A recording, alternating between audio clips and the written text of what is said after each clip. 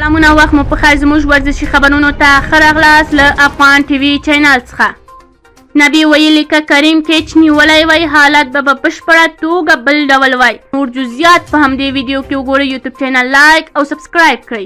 د افغانستان د کرکټ ملي لوبډلې کپټان محمد نبي د آسیا جام په دویم پړاو کې د سریلانکا لوبډلې لخوا تر ماتې خوړلو وروسته وایي که کریم جنت د سریلانکا د لوبغاړي د کیچ نیولی وای ښایي حالت به په بشپړه توګه بل ډول وای.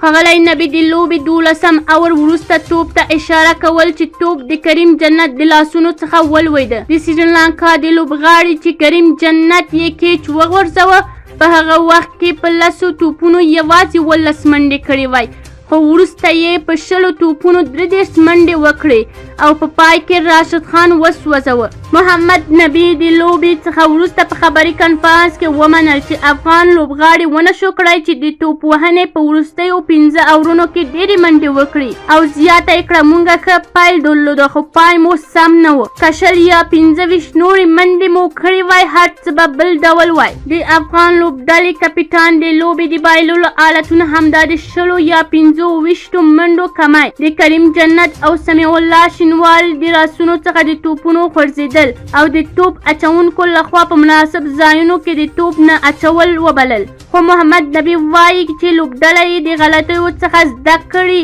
او کوښښ به یې دا وي چې په راتلونکو لوبو کې دا غلطي تکرار نشي. د افغانستان د کرکټ ملي لوبډلې شنبې 3 سپتمبر سره له دې چې سیالۍ لوبډلې ته یې په 115 منډو نسبتا ستر هدف وټاک، خو په فیلډینګ کې د ځینو لوبغاړو د غلطۍ او د هغو نیمګړتیاوو له کبله یې ښاغلی نبي یاده کړله چې ونه شو کړلی د خپل هدف دفاع وکړي او د آسیا جام په سیالیو کې د افغانستان د کرکټ ملي لوبډلې لومړنۍ ماته وه.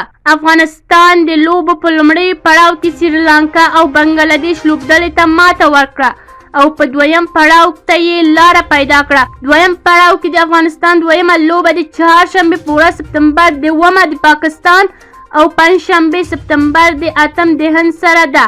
د آسیا جام سیالیو وروسته یا فاینل لوبه د سپتمبر په 11 کېږي.